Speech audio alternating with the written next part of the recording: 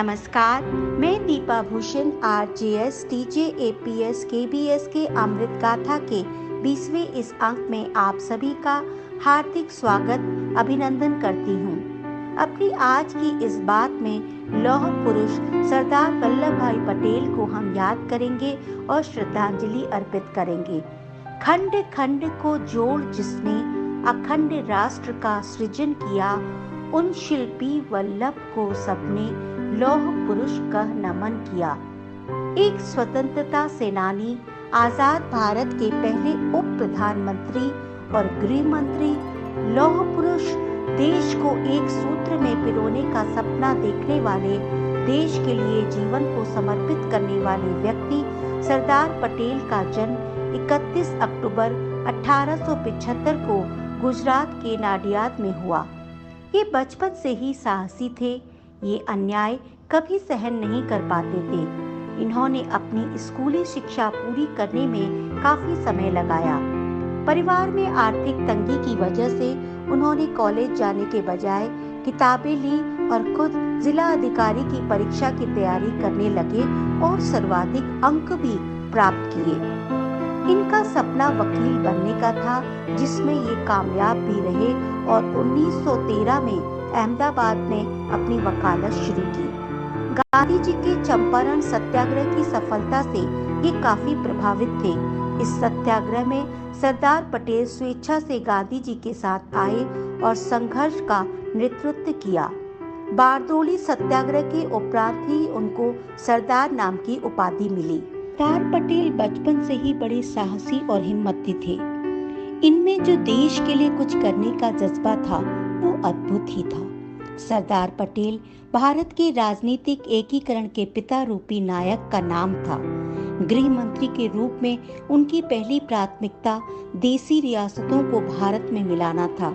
इस योगदान के लिए उन्हें भारत के लौह पुरुष के रूप में जाना जाता है और इनकी महानतम देन थी रियासतों का भारतीय संघ में विलीनीकरण करके भारतीय एकता का निर्माण करना। इस तरह का इतनी बड़ी संख्या में एकीकरण करने का साहस इनके ही बस की बात थी। सरदार पटेल के लिए पहले कर्तव्य धर्म का पालन, फिर जीवन धर्म। और एक ऐसा ही किस्सा याद आ रहा है जिसके बारे में सुनते हुए भी लोग भावुक हो उठते हैं। सरदार पटेल ने बैरिस्टर बनने के बाद वकालत शुरू की। एक दिन वे जज के सामने किसी मामले में अपने मुवक्किल की ओर से बहस और पैरवी कर रहे थे। सुनवाई के दौरान ही अचानक एक व्यक्ति आया और एक अर्जेंट टेलीग्राफ उन्हें मिला। पटेल ने उसे पढ़कर जेब में डाल लिया और पैरवी जारी रखी, कोर्ट की कार्यवाही को जारी रखा। बहस खत्म होने के बाद वे घर के लिए निकल पड़े। बाद में पता चला कि टेलीग्राफ में उनकी पत्नी के निधन की सूचना थी, जो कि बहुत समय से बीमार थी। किंतु सरदार ने अपने जीवन धर्म से पहले अपने कार्य धर्म का पालन किया। ऐसे महान थे सरदार वल्लभ भाई पटेल। वल्लभ भाई पटेल एक भारतीय अधिवक्ता और राजनेता थे, जो भारतीय राष्ट्रीय कांग्रेस के एक वरिष्ठ नेता और भारतीय गणराज्य के संस्थापक पिता थे, जिन्होंने स्वतंत्रता के लिए देश के संघर्ष में अग्रणी भूमिका निभाई। इन्होंने अपनी अंतिम सांस 15 दिसंबर 1950 को मुंबई में ली। किसान परिवार में जन्मे पटेल अपनी कूटनीतिक क्षमताओं के लिए भी याद किए जाते हैं। आजाद भारत को एकजुट करने का श्रेय पटेल की सियासी और कूटनीतिक क्षमता को भी दिया जाता है। सरदार पटेल को मरणोपरांत 1991 में भारत के सर्वोच्च सम्मान भारत रत्न से नवाजा गया। 31 अक्टूबर 2018 को गुजरात में यूनिटी ऑफ स्टैच्यू उनकी स्मृति में स्थापित किया गया। सरदार पटेल के अप्रतिम कार्यों के लिए देश उनको शत शत नमन और श्रद्धांजलि अर्पित करता है। जय हिंद, जय भारत।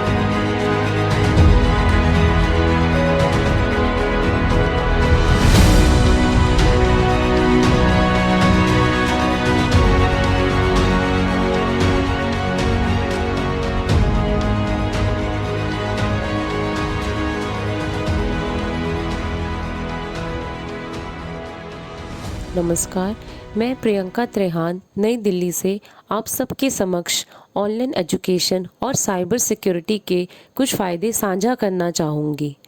ऑनलाइन एजुकेशन, जैसा कि हम सब जानते हैं, आज के इस आधुनिक युग में समय के साथ साथ शिक्षा के माध्यम में भी काफ़ी बदलाव आया है, जो कि आवश्यक है।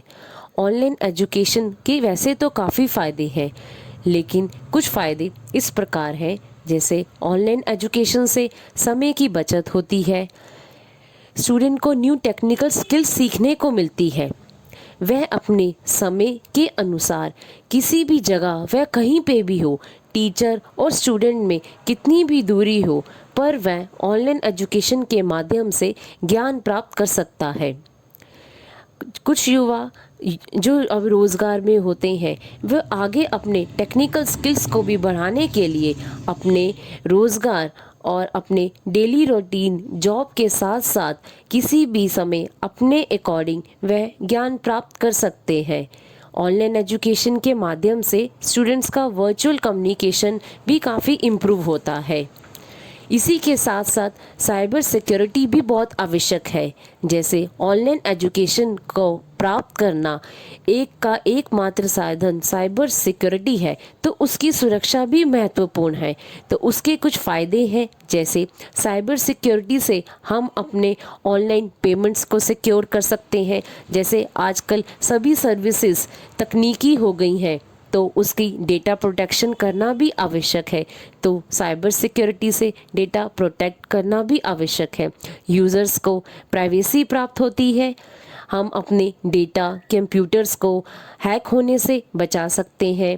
हम अपने कंप्यूटर्स को, टेक्निकल सिस्टम्स को वायरस और वेरियर वॉर्म से भी साइबर सिक्योरिटी की मदद से बचा सकते हैं। तो ये थे कुछ फ़ायदे ऑनलाइन एजुकेशन और साइबर सिक्योरिटी पर। Thank you.